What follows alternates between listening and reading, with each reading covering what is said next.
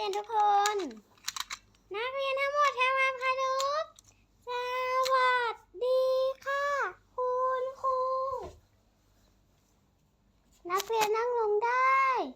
ไม่ขอบคุณค่ะคุณครูโอเค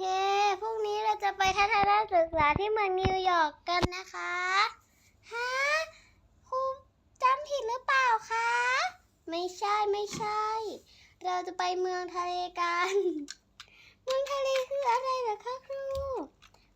พูดผิด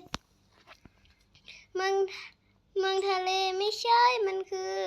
เราจะไปที่ทะเลกันเราจะไปที่เกาะฮาวายจะไปดูทะเลกันโอเคค่ะครูวันไปทัศนศึกษาเย้ได้ไปทัศนศึกษาแล้วเย้ขออภัยนักเรียนทุกคนโปรดกรุณาอย่าส่งเสียงดังรบกวนคนอื่นเขาด้วยค่ะอย่าส่งเสียงดังก็เย่ไม่ได้แล้วสิถ้างั้นชัยโยชัยโยก็ดังเหมือนกันครูคะเมื่อไหร่จะถึงแล้วคะรออีกนิดนึงเดี๋ยวจะถึงแล้วไปเลยเมื่อถึงทะเล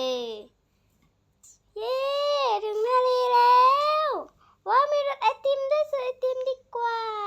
ครูขาซื้อไอติมได้ไหมคะโอเคซื้อได้เลยเย้ได้ซื้อไอติมแล้วสวัสดีค่ะผอสวัสดีจ้าทำไมผอเป็นเสียงอย่างนี้หรอคะผอเปลี่ยนคนใหม่แล้วหนูจำไม่ได้แล้วจ้าเหรอคะหนูลืมไปเล่นทะเลกันไหมผอไม่เป็นไรจ้าผอไม่อยากเปียกผอหนูอยากกินไอติมผอช่วยเลี้ยงหน่อยได้ไหม